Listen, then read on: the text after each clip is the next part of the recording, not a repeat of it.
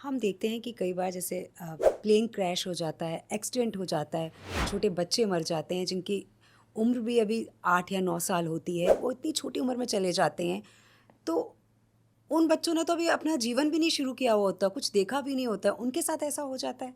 देखो, कर्मा तो किसी को छोड़ता नहीं है ना। आपने जो भी कर्म किए होंगे उसके हिसाब से कॉन्सिक्वेंसेस तो भुगतने पड़ते हैं। पहले आपको मैं प्लेन क्रैश का ही बता दूं। जैसे अहमदाबाद के बारे में हाँ लोग जी। पूछते हैं सवाल कि भाई क्या हुआ था, हुँ। क्या कर्मा था ये, क्या इतने सारे लोगों ने कोई ऐसा बुरा क्राइम किया था कि इनको एक साथ ये सज़ा मिली। द आंसर इज यस, कुछ तो था।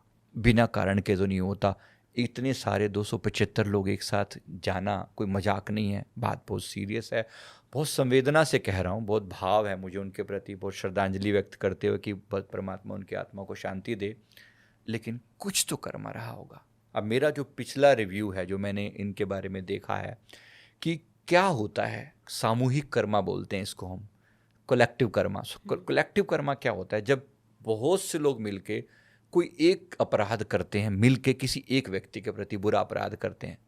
जैसे मैं किसी की बता रहा हूँ पहले की, हुँ। तो उसमें कुछ लोगों ने मिलके किसी एक लेडी को, जैसे वो पहले बोलते थे ना चुड़ैल टाइप, ये इसकी वैसी लेडी है, ये इसको हुँ। डिक्लेयर कर दिया ये मनहूस है, ये हुँ। चुड़ैल टाइप की है, मनहूस है, और ये हमारे परिवार, हमारे पूरे गांव के लिए कर्स है। हुँ। ऐसे किसी ने बोल दिया और उसने, उसके बाद सब लोगों ने उसको ब्लेम करना शुरू कर दिया। लोगों ने उसको पत्थरों से मार मार के मार डाला। हुँ। अब उस लेडी का कोई कसूर नहीं है, लेकिन तुमने, उस सब ने मिलके, सारे गांव के 300 400 500 लोगों ने मिलके उसको मार डाला। हुँ। अब इन 400 500 लोगों का कलेक्टिव कर्मा बन गया। हुँ। उसको जो बद्दुआएं उसके दिल से मृत्यु के समय निकली होंगी, छोड़ थोड़ी देंगी वो, है ना। कलेक्टिव कर्मा हो गया ये। तो ये कभी ना कभी ये लेडी अगर किसी जन्म में हो सकता है इसके ऐसा चांस बन के आए कि इन सबकी मृत्यु का कारण बने। Quite possible. ये मैं किसी का उदाहरण दे रहा हूँ। हुँ। पीछे यवतमाल करके जगह है महाराष्ट्र में। जी। वहाँ पर एक बस जो है, चलती बस में, मतलब वो ड्राइवर की झपकी लग गई और वो पूरी बस जो है उसमें से बहुत सारे लोग वहाँ पर, मेरे ख्याल से 25-30 मेंबर जो हैं वो कैजुअलिटीज़ थी वहाँ पर। तो जब हमने वहाँ का कर्मा देखा था ना, क्योंकि उसकी फ़ोटो सामने छपी हुई थी। अब हुँ। यहाँ तो फ़ोटो वोटो नहीं आई थी इसलिए हम जानते नहीं हैं, हुँ। लेकिन वहाँ फ़ोटो थी सामने उस बंदे की। हमने उसका जब कर्मा चेक करके देखा ना, तो ये जो कहानी मैं आपको बता रहा हूँ ना, ये हुआ था। ये जो अच्छा। लेडी थी ना, इस जीवन में ये ड्राइवर बन के आई है। ये जो हुँ। लेडी थी उस जीवन में, जो उसको कह कह के मार दिया गया, ये ड्राइवर बन के आई। इसकी झपकी लगी और ये खुद तो वो पड़ा साइड में, मतलब ऐसे गिरा और साइड में पड़ा हुआ गिर गया, तो हुँ। खुद तो बच गया, बाकी अच्छा। सब मारे गए लगभग। मतलब वहाँ पे 30, मैं क्या 25-30 लोग मारे गए। ये ऐसा कलेक्टिव कर्मा, ऐसे ऐसे so many people commit this kind of crime. तो ऐसा जब मिलके कुछ कर्म होता है। अब सेम चीज़ देखो महाभारत के समय में, जब द्रौपदी का चीरहरण हो रहा था, तो सारी समाज दोषी नहीं ठहरा क्या? एक व्यक्ति का दोष थोड़ी है कि केवल सबका था। दुशासन करे, तो हुँ। सबका दोष है। हुँ। वहाँ पर भीष्म पितामह जैसी हस्ती बैठी हुई है, और कृपाचार्य और ये सब भी बैठे हुए हैं ना, इतनी हुँ। बड़ी बड़ी हस्तियाँ बैठी हुई हैं।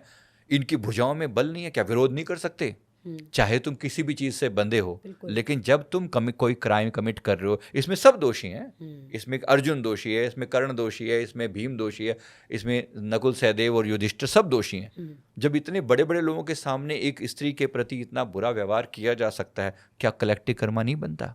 बिल्कुल बनता उसकी है। वजह से जो करोड़ों लोग मारे गए, इतनी 18 अक्षोहिणी सेना मारी गई हुँ। पांडवों की, और इनके मिला के मर तो गए ना सब, बचे तो हुँ। लास्ट में 2 4 5 लोग ही, इससे ज़्यादा क्या था? हुँ। सब खप गए। ये कलेक्टिव कर्मा नहीं था क्या? ये कलेक्टिव कर्मा ऐसे काम करता है। ऐसे ही देखो, अब ये कंट्री वाइज देखो।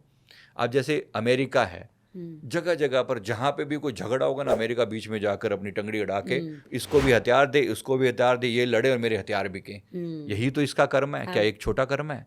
आप सोचो, जो लोग मर रहे हैं उनके लिए कहीं ना कहीं रिस्पॉन्सिबल है ना अमेरिका। बिल्कुल। और अमेरिका रिस्पॉन्सिबल है, तो अमेरिकन्स रिस्पॉन्सिबल नहीं है क्या? हाँ, वो भी है। कहीं ना कहीं जो वहाँ का जो प्रेसिडेंट है इतने गलत डिसीजन ले रहा है बिल्कुल। कि लड़ाओ इनको, आपस में लड़ाओ, इनको हथियार दो, हुँ। इनको हथियार दो, इनको। अभी देखो क्या कर रहे हैं, तमाशा हमने अपनी आंखों से नहीं देखा। हुँ। ये इजराइल ईरान और और वहाँ की जो इज़राइल का। जंग हो रही है, या हुँ। यहाँ की जंग हो रही है, कहने को अपने आप को कह रहे हैं कि मैं नोबेल पीस प्राइज मिलना चाहिए। क्या मिलना चाहिए इसको? जूते पड़ने चाहिए। मतलब मैं बिल्कुल। कहने की बात कर रहा हूँ कि इतना लोगों को दुखी किया है, इतनी तकलीफ दी, इतने लोग मरवा दिए, कौन रिस्पॉन्सिबल है? कौन? आग तो तुम्हारी उन्हीं की लगाई हुई है ना, बिल्कुल। सोचने की बात है। अब क्या ये कलेक्टिव कर्मा नहीं बनता? और जब कलेक्टिव कर्मा बनता है तो प्रकृति आपसे सवाल पूछती है, मतलब अमेरिकन से इन जनरल, क्या जितने जो वहाँ के 30-35 करोड़ लोग अमेरिकन हैं, क्या उनके ऊपर कर्मा नहीं जाता? क्या उनके ऊपर कर्मा? सबके ऊपर कर्मा जाता है। ये है कलेक्टिव कर्मा का रिस्पॉन्स। और ये मैं आपको बता रहा हूँ क्योंकि इन्होंने दुनिया को लड़ाया है, मरवाया है, तुड़वाया है। अब आने वाला समय यूएस के टूटने का समय है। ये मैंने पहले भी उस दिन भी डिक्लेयर किया था। और आप देखना अगले आने वाले 3-4 सालों में, अगले आने वाले 3-4 महीनों में, पहली बात तो ये अपने गृह युद्ध की आग में अमेरिका जलेगा। ये आप नोट कर लेना, मेरी भविष्यवाणी है ये, कि अगले 3-4 महीनों के अंदर आप खुद देखोगे कि इनका जो इन्होंने वो बनाया ना, मेक अमेरिका ग्रेट अगेन करके, मागा एक ग्रुप बनाया हुआ है जो ट्रम्प को सपोर्ट करते हैं। ये मागा ग्रुप ट्रम्प के अगेंस्ट हो जाने वाला है, आप खुद देखना। अभी तक ऐसा कोई साइन दिखता नहीं है, लेकिन ये होएगा। आप मेरी बात को नोट करेंगे और फिर कुछ समय के अंदर अंदर ये गृह युद्ध की आग में ऐसा जलेगा ना, ये खुद ही अंदर से ब्रेकअप हो जाएगा। जो आज इसके 50 इसके अंदर जो राज्य हैं जो इसके अंदर, ये सब इनमें से बहुत से अपने अलग अलग अपने आप को अलग अलग डिक्लेयर कर देंगे एज ए अलग कंट्री। तो they were no were be United States of America, खाली अमेरिका रह जाने वाला है। ये इसलिए इन्होंने लोगों को तोड़ा है, कहाँ कहाँ नहीं इन्होंने पंगा लिया। सेम क्या यूके वालों के साथ कितना इन्होंने हमारे लोगों के साथ, इंडियंस के साथ क्या क्या किया है, कितने लोगों तक तोड़वाया नहीं है, कितने लोगों को मरवाया नहीं। 1947 भूल गए हम? नहीं ना। अभी इतने लोगों की मौत का कोई तो रिस्पॉन्सिबल होता होगा ना? क्या किसी की कोई जिम्मेवारी नहीं बनती? बनती है, बिल्कुल बनती है। जिन्होंने इतनी बड़ा पंगा लिया होगा, तो वो सब मॉरल रिस्पॉन्सिबिलिटी के कारण वहाँ के किंग को, या वहाँ के किंग के कारण वहाँ की जनता को, क्योंकि जनता के ऊपर भी आता है ना, तुमने ऐसा राजा ही क्यों चुना?